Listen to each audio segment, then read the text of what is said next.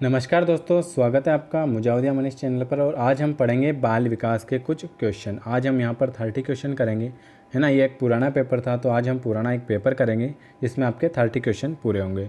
आपने वैसे पढ़ रखा है तो आप इसको देखना आपके कितने नंबर आए। कमेंट बॉक्स में कमेंट करके बताना कि ये पेपर आपको कैसा लगा, ठीक है। और 30 में से आपके कितने नंबर आए। पहला क्वेश्चन आपके सामने है कि शैशव काल की अवधि है जन्म से 1 वर्ष, 2 वर्ष, 3 वर्ष या 2 से 3 वर्ष। बताएं शैशव काल की अवधि क्या होती है। तो जन्म से 2 वर्ष, 0 से 2 वर्ष। शैशव काल की अवधि क्या होती है? 0 से 2 वर्ष। तो ऑप्शन नंबर क्या होगा? ऑप्शन नंबर होगा हमारा बी।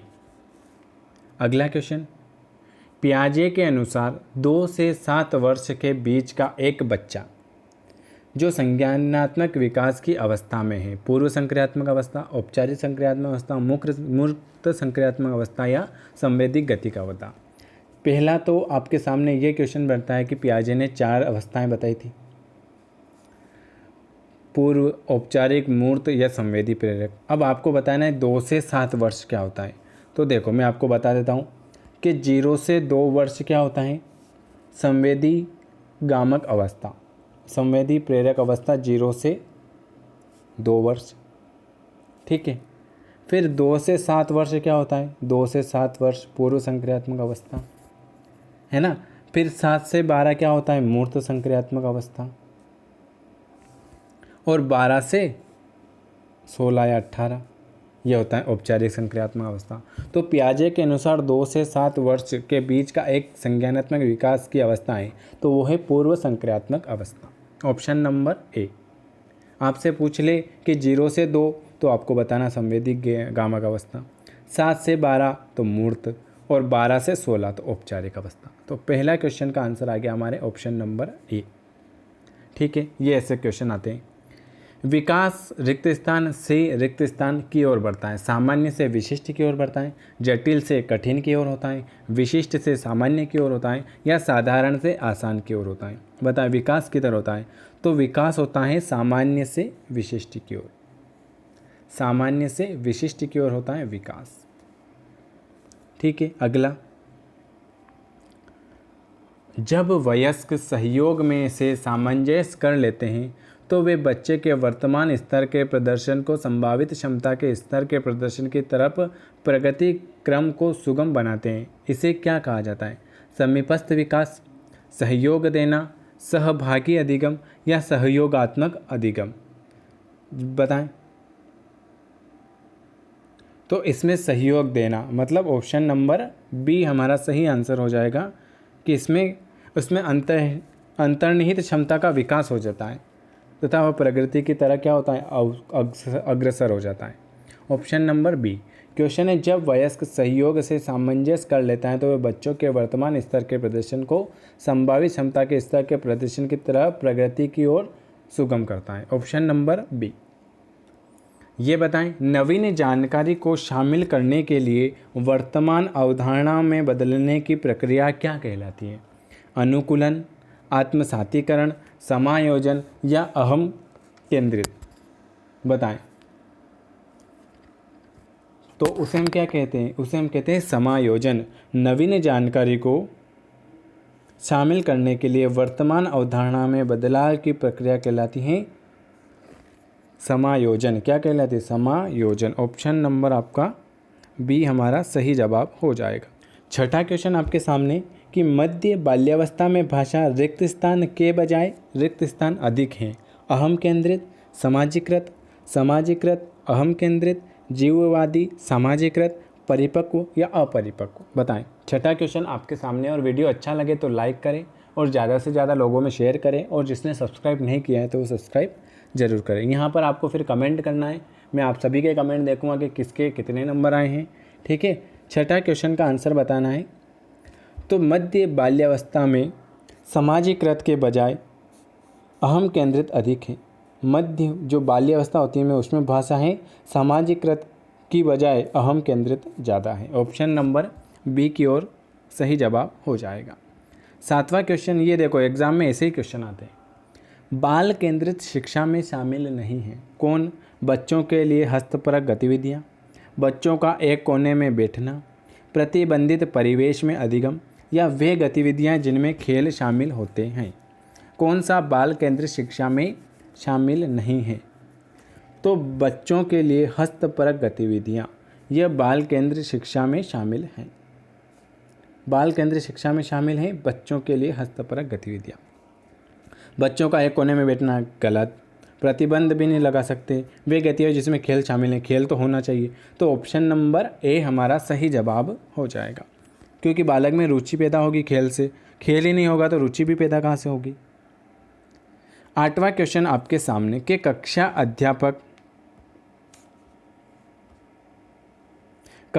अध्यापक ने राघव को अपनी कक्षा में अपने कीबोर्ड पर स्वयं द्वारा तैयार किया गया मधुर संगीत बजाते हुए देखा। कक्षा अध्यापक ने विचार किया कि राघव में कौन सी बुद्धि उच्च स्तरीय है, स्थानिक, शारीरिक, गतिबोधक, संगीतमय या भाषाई। बताएं। जो कक्षा में जो अध्यापक थे उन्होंने राघव को अपनी कक्षा में अपने कीबोर्ड पर स्वयं के द्वारा तैयार किया हुआ मधुर संगीत बजाते हुए देखा। तो वो है सी, संगीतमय। गार्डनर ने बहुबुद्धि सिद्धांत में यह संगीतमय बुद्धि है। कौन सा सिद्धांत है? गार्डनर का बहुबुद्धि सिद्धांत है। अगला जो क्वेश्चन आपके सामने 9वां, जब एक शिक्षक यह समझता है कि स्वाभाविक रूप से लड़के गणित में लड़कियों से अच्छे हैं, यह दर्शाता है कि अध्यापक नीतिपरक हैं, लिंग हैं, शिक्षाप्रद हैं या सही दृष्टिकोण वाला है। तो ये तो आप सभी ने लगा दिया होगा, ये क्वेश्चन हमेशा ही बनता है। ये वाला आंसर हमेशा ही सही होता है, लिंग पक्षपात, ऑप्शन नंबर बी। 10वां क्वेश्चन, समावेशी शिक्षा मानती है कि हमें रिक्त स्थान को रिक्त स्थान के अनुरूप बदलना है। बच्चे और व्यवस्था या बच्चे, परिवेश या परिवार, बच्चे या परिवेश, किसके अनुसार हमें बदलना चाहिए? समावेशी शिक्षा मानती है कि हमें व्यवस्था को बच्चों के अनुरूप बदलना चाहिए। किसके अनुरूप? जो व्यवस्था है उसको, जो बच्चे की कैपेसिटी है उसके अनुसार उसे बदलना चाहिए। अगला क्वेश्चन आपके सामने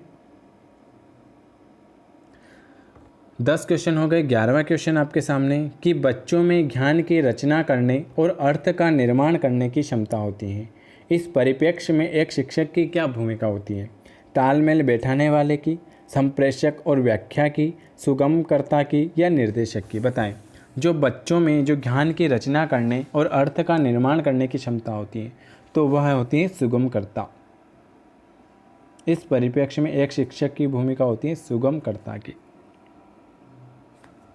अगला क्वेश्चन आपके सामने 12वां, इनमें से कौन सी विशेषता प्रतिभाशाली बच्चों की नहीं है? आपको इस पॉइंट पे ज़्यादा ध्यान देखना नहीं है। उच्चतर श्रेणी की मानसिक प्रक्रिया, उच्च आत्मक्षमता, निम्न औसती मानसिक प्रक्रियाएं या अंतर्दृष्टि पूर्वपरक समस्याओं का समाधान करना। कौन सी विशेषता प्रतिभाशाली बच्चों की नहीं है? तो निम्न औसती मानसिक प्रक्रिया, ये प्रतिभाशाली बच्चों की नहीं है।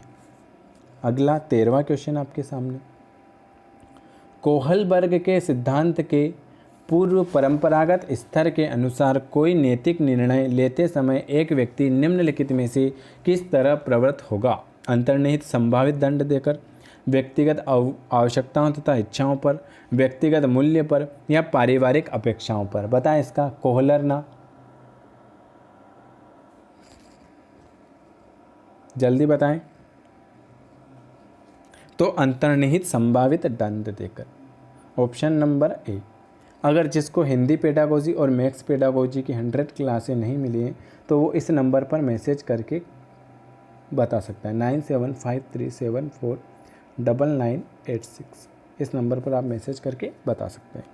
अगला क्वेश्चन आपके सामने 14वां, अधिगमकर्ता की व्यक्तिगत विभिन्नताओं के संदर्भ में शिक्षिका को क्या चाहिए? विविध प्रकार की अधिगम परिस्थितियों को उपलब्ध कराना, निगमनात्मक पद्धति के आधार पर समस्याओं का समाधान करना, एल्गोरिथम का अधिकतर प्रयोग करना या याद करने के लिए शिक्षार्थियों का तथ्य उपलब्ध कराना। अधिगमकर्ता की व्यक्तिगत विभिन्नताओं के संदर्भ में एक शिक्षक को क्या करना चाहिए? तो विविध प्रकार की अधिगम परिस्थितियों को क्या करना? उपलब्ध कराना, ऑप्शन नंबर ए। अगला जो क्वेश्चन आपके सामने 15वां, निम्नलिखित में से कौन सा बाल विकास का एक सिद्धांत नहीं है। देखो ये वाले क्वेश्चन बहुत ज़्यादा पूछने लगे, नहीं वाले। सभी विकास एक क्रम में पालन करते हैं, विकास के सभी क्षेत्र महत्वपूर्ण हैं, सभी विकास परिपक्व तथा अनुभव की अंतक्रिया का परिणाम होते हैं, या सभी विकास तथा अधिगम एक समान गति से आगे बढ़ते हैं। कौन सा बाल विकास का एक सिद्धांत नहीं है। तो सभी विकास तथा अधिगम एक समान गति से आगे बढ़ते हैं, ये बाल विकास सिद्धांत का सिद्धांत नहीं है। अगला, निम्नलिखित में से कौन सा आकलन करने का सर्वाधिक उपयुक्त तरीका है। आकलन सत्र की समाप्ति पर करना चाहिए। आकलन शिक्षण अधिगम में अंतर्निहित प्रक्रिया है। आकलन एक शैक्षणिक सत्र में 2 बार करना चाहिए, शुरू में और अंत में। आकलन शिक्षक के द्वारा नहीं बल्कि किसी के बाह्य एजेंसी के कारण करना चाहिए। कौन सा आकलन करने का सबसे अच्छा तरीका है, बताएं। 16वां क्वेश्चन आपके सामने। तो आकलन शिक्षण अधिगम के अंतर्निहित प्रक्रिया के अंतर्गत होना चाहिए। ऑप्शन नंबर बी हमारा सही जवाब हो जाएगा। 17वां क्वेश्चन, निम्न में से कौन सा सृजनात्मकता से संबंधित है। अपसारी चिंतन, अभिसारी चिंतन, सामयिक चिंतन या अहमवादी चिंतन। कौन सा अपसारी चिंतन से, कौन सा सृजनात्मकता से संबंधित है।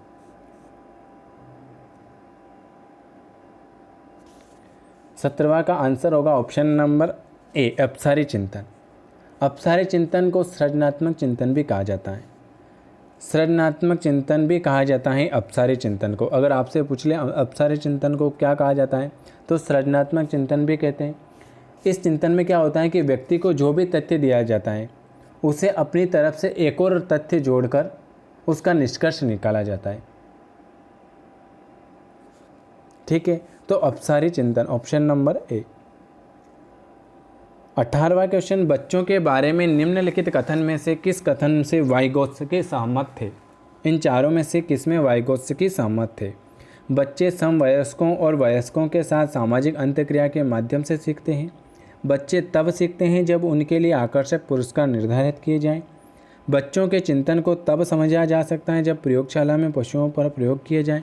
या बच्चे जन्म से शैतान होते हैं और उन्हें दंड देकर नियंत्रित किया जाना चाहिए। वाइगोत्स्की के अनुसार कौन सा सहमत अच्छा है। तो वाइगोत्स्की के अनुसार बच्चे समवयस्क और वयस्कों के साथ सामाजिक अंतःक्रिया के माध्यम से सीखते हैं। Option number A. बच्चे जिज्ञासु प्राणी होते हैं जो अपने चारों ओर के जगत को खोजने के लिए अपने ही तर्कों और क्षमताओं का उपयोग करते हैं। चिंतन में वयस्कों की भांति ही होते हैं और जो वे बड़े होते हैं उनके चिंतन में गुणात्मक वृद्धि होती है। रीते बर्तन के समान होते हैं जिससे बड़ों के द्वारा दिया गया ज्ञान भरा होता है। या निष्क्रिय जीव होते हैं जो प्रदत्त सूचनाओं को जो कि त्यों प्रतिलिपित के रूप में प्रस्तुत करते हैं। बच्चे क्या होते हैं। तो बच्चे एक जिज्ञासु प्राणी होते हैं जो अपने चारों ओर के जगत को खोजने के लिए अपने ही तर्कों और क्षमताओं का क्या करते हैं, उपयोग करते हैं। एक जिज्ञासु प्राणी की तरह होते हैं बच्चे। 20वां, बच्चों की त्रुटियों के बारे में निम्नलिखित में से कौन सा कथन सत्य है। असावधानी के कारण बच्चे त्रुटियां करते हैं। बच्चों की त्रुटियां उनके सिखाने की प्रक्रिया का अंग हैं। बच्चे तब त्रुटियां करते हैं जब शिक्षक सौम्य और उन्हें त्रुटियां करने पर दंड न देता हो। या बच्चों की त्रुटियां शिक्षक के लिए महत्वहीन हैं और उसे चाहिए कि उन्हें काट दे और उन पर अधिक ध्यान दे। बच्चों की त्रुटियों के बारे में कौन सा कथन सत्य है। तो बच्चों को त्रुटियां उनके सिखाने की प्रक्रिया का एक अंग है। क्या है, ऑप्शन नंबर बी। आप सभी ने सही आंसर लगाए होंगे बहुत ही। अध्यापक को यह सुनिश्चित करना चाहिए कि उसकी कक्षा के सभी शिक्षार्थी अपने आप को स्वीकृत और सम्मानित समझें। इसके लिए शिक्षक को चाहिए कि वह कड़े नियम बनाए और जो बच्चे उनका पालन न करें उन्हें दंड दें।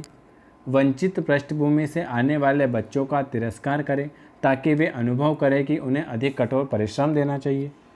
उन शिक्षार्थियों का पता लगाएं जो अच्छी अंग्रेजी बोल सके और संपन्न घरों से हो तथा उन्हें आदर्श के रूप में प्रस्तुत करें, या अपने शिक्षार्थियों की सामाजिक और सांस्कृतिक पृष्ठभूमि की जानकारी प्राप्त करें और कक्षा में विविध मतों को प्रोत्साहित करें। इसमें आपके पेडागोजी के भी क्वेश्चन आ गए। पेडागोजी को आपको समझना पड़ता है। अध्यापक को क्या सुनिश्चित करना चाहिए? तो अध्यापक को यह सुनिश्चित करना चाहिए कि अपने जो शिक्षार्थियों की सामाजिक और सांस्कृतिक पृष्ठभूमि की जानकारी प्राप्त करें और कक्षा में विविध मतों को क्या करें? प्रोत्साहित करें। 22वां क्वेश्चन आपके सामने कि सुरेश सामान्य रूप से एक शांत कमरे में अकेले पढ़ना चाहता है, जबकि मदन एक समूह में अपने मित्रों के साथ पढ़ना चाहता है। यह उनके विभिन्नता का कारण है। मतलब क्या है? सुरेश एक शांत कमरे में पढ़ना चाहता है और मदन एक समूह में पढ़ना चाहता है। तो यह उनके मूल्यों में विभिन्नता का कारण है, अभिक्षमता में विभिन्नता का कारण है, अधिगम शैली में विभिन्नता का कारण है, या परावर्त करा स्तर में विभिन्नता का कारण है? बताएं जल्दी। सुरेश का, तो सुरेश एक बंद कमरे में पढ़ना चाहता है, जबकि मदन एक खुले में। तो यह है अधिगम शैली। क्या है? एक अधिगम शैली विशेषता का कारण है। Option number C. अगला 23वां, भारत में भाषिक विविधता बहुत है। इस संदर्भ में विशेषकर कक्षा पहली और दूसरे के प्राथमिक स्तर पर बहुभाषिक कक्षाओं के बारे में सर्वथा उपयुक्त कथन है। शिक्षार्थियों को अपनी मातृभाषा या स्थानीय भाषा का प्रयोग करने पर दंडित किया जाए। विद्यालय में उन्हीं बच्चों को प्रवेश दिया जाए जिनकी मातृभाषा वही हो जो शिक्षा के लिए अपनाई जा रही हो। शिक्षक को सभी भाषाओं का सम्मान करना चाहिए और सभी विषयों में अभिव्यक्ति के लिए बच्चों को प्रोत्साहित करना चाहिए। या जो बच्चे कक्षा में मातृभाषा का उपयोग करते हैं, अध्यापक को उनकी अपेक्षा करनी चाहिए। क्वेश्चन है, भारत में भाषाई विविधता बहुत है। जल्दी बताएं। तो इसका सही जवाब क्या हो जाएगा? शिक्षक को सभी भाषाओं का क्या करना चाहिए? सम्मान करना चाहिए और उन्हें सभी भाषाओं में अभिव्यक्त करने के लिए बच्चों को प्रोत्साहित करना चाहिए। अगला, आज क्या है कि थोड़ा नेट प्रॉब्लम कर रहा था, इसलिए मैंने आपके रिकॉर्डेड क्लास डाल दी है। तो ये आपकी प्रीमियम रहेगी। आपको डेली 2:30 बजे क्लास मिलेगी। उसके बाद फिर हिंदी की 3:30 बजे क्लास मिलेगी, ग्रामर की। ठीक है। उसके बाद रात को 10:30 बजे मैथ्स पेडागोजी की क्लास मिलेगी। एक क्लास और अपन चलाएंगे, उसके लिए आपको 2-5 दिन रुकना पड़ेगा, वो 20 तारीख से चलेगी। ठीक है। अगला क्वेश्चन, प्रकृति पोषण विवाद में प्रकृति से क्या अभिप्राय है? जो आपको इससे कोई भी कम ये नहीं है, आपको खाली ये पूछा है कि प्रकृति से क्या अभिप्राय है। हमारे आसपास का वातावरण, जैविकी विभिन्नताएं या वंशानुक्रम सूचनाएं, एक व्यक्ति की मूल वृत्ति या भौतिक और सामाजिक संसार की जटिल शक्तियाँ। प्रकृति पोषण विवाद में प्रकृति से क्या तात्पर्य है? तो उसमें जैविक विशिष्टताएं और वंशानुक्रम सूचनाएं। Option number B. अगला 25वां, जन संचार माध्यम समाजीकरण का एक महत्वपूर्ण माध्यम बनता जा रहा है। जो जन संचार है, टेलीफोन माध्यम, एक समाजीकरण का एक महत्वपूर्ण माध्यम बनता जा रहा है। नीचे दिए गए कथनों में से कौन सा सबसे उपयुक्त कथन है? सभी सही हैं, पर सबसे ज़्यादा महत्वपूर्ण आप किसे मानोगे वो बताना है। संचार माध्यम पदार्थों के विज्ञापन और विक्रय के लिए एक अच्छा माध्यम है। समाजीकरण केवल माता पिता और परिवार के द्वारा किया जाता है। संचार माध्यमों की पहुंच बढ़ रही है और जन संचार माध्यम अभिवृत्ति, मूल्य और विश्वासों को प्रभावित करता है। या बच्चे संचार माध्यम के साथ प्रत्यक्ष रूप से अंतःक्रिया नहीं कर सकते। इसमें सबसे सटीक आंसर आपको बताना है। जन संचार माध्यम समाजीकरण का एक अंग है, क्योंकि जन संचार माध्यम की पहुंच बढ़ रही है और जन संचार माध्यम अभिवृत्ति, मूल्य और विश्वास को क्या करता है? प्रभावित करता है। अगला 26, ये आज मैं आपको 30 क्वेश्चन कराऊंगा। आपको कमेंट बॉक्स में बताना है कितने नंबर आए, आपको वीडियो कैसा लगा, है ना। कल आपकी फिर लाइव क्लास ही रहेगी इसी टाइम। आज नेट प्रॉब्लम से मैंने लाइव क्लास नहीं ली। बच्चे किस प्रकार से सीखते हैं? नीचे जो दिए गए कथनों में से कौन सा इस प्रश्न के विषय में सही नहीं है? सही नहीं है भाई। बच्चे केवल कक्षा में सीखते हैं, है ना। बच्चे तब सीखते हैं जब वे संज्ञानात्मक रूप से तैयार हो जाते हैं। बच्चे अनेक प्रकार से सीखते हैं। बच्चे सीखते हैं क्योंकि वे स्वाभाविक रूप से प्रेरित होते हैं। देखो, बच्चे सीखते हैं क्योंकि वे स्वाभाविक रूप से प्रेरित हैं, ये तो सही है। बच्चे अनेक प्रकार से सीखते हैं, ये भी सही। बच्चे तब सीखते हैं जब वे संज्ञानात्मक रूप से तैयार हो। बच्चे केवल कक्षा में सीखते हैं, ये तो गलत है ना। बच्चे तो सभी जगह सीख सकते हैं ना, घर में बाहर सब जगह सीखते हैं। तो ऑप्शन नंबर ए हमारा सही आंसर हो जाएगा। कौन सा नहीं है, तो ए। प्राथमिक विद्यालय शिक्षक को अपने शिक्षार्थियों को अभिप्रेरित करने के लिए निम्नलिखित में से किस रणनीति को अपनाना चाहिए? प्रत्येक शिक्षार्थी में अंक लाने के लिए स्पर्धा को प्रोत्साहित करना, प्रत्येक गतिविधि के प्रेरक के रूप में प्रोत्साहन, पुरस्कार और दंड का उपयोग करना, बच्चों को उनकी रुचियों के अनुसार अपने लक्ष्य निर्धारित करने और उन्हें पाने के उद्यम में सहायता करना, या पूरी कक्षा के लिए मानव लक्ष्य निर्धारित करना और उनकी उपलब्धि में आकलन के लिए कठोर मापदंड निर्धारित करना। 27 का आंसर बताएं कि प्राथमिक विद्यालय के शिक्षक को अपने शिक्षार्थियों को अभिप्रेरित करने के लिए क्या करना चाहिए? तो उसे बच्चों को उनकी रुचियों के अनुसार अपने लक्ष्य निर्धारित करें और उन्हें पाने का उद्यम से सहायता करें, उसको लक्ष्य प्राप्त। निम्नलिखित में से कौन सा समाजीकरण का एक कारण है? परिवार, कंप्यूटर, आनुवंशिकता या राजनीतिक दल? तो परिवार एक सामाजिकरण का एक प्रमुख कारक है। ठीक है। 29, बच्चों को समूह कार्य देना एक प्रभावी शिक्षण की रणनीति है क्योंकि इससे शिक्षक का काम कम हो जाता है। छोटे समूह में कुछ बच्चों को दूसरे बच्चों पर हावी होने की अनुमति होती है। सीखने की प्रक्रिया में बच्चे एक दूसरे से सीखते हैं और परस्पर सहायता भी करते हैं, या बच्चे अपना काम जल्दी करने में समर्थ होते हैं। बच्चे को समूह कार्य देना एक प्रभावी शिक्षण की रणनीति है क्योंकि बच्चे सीखने की प्रक्रिया में बच्चे एक दूसरे से सीखते हैं और परस्पर सहायता भी करते हैं। 30वां क्वेश्चन, एक औसत वृद्धि वाला बच्चा यदि भाषा को पढ़ने एवं समझने में पठन डिस्लेक्सिया, डिस्ग्राफिया, डिसकैल्कुलिया या डिस्प्रेजिया, ये तो आपको याद रखना 100%। इसमें इसका एक क्वेश्चन आपका बनता है।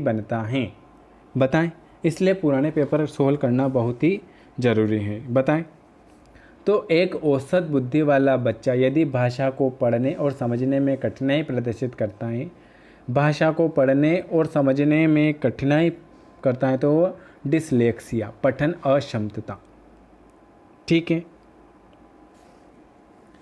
डिसकैल्कुलिया, गणित क्षमता, है ना। देखो यहाँ से आपके 2 क्वेश्चन बन गए।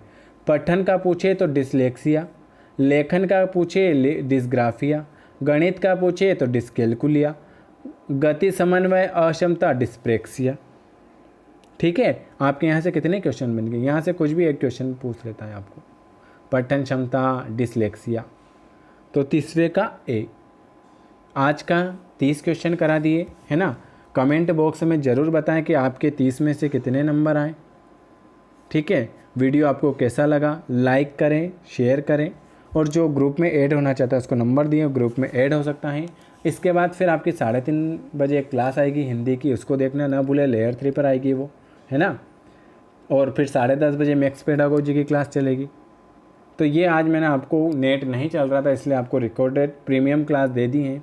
वीडियो देखने के लिए आप सभी दोस्तों का बहुत बहुत धन्यवाद। मिलेंगे अपन 3:30 बजे। Thank you so much.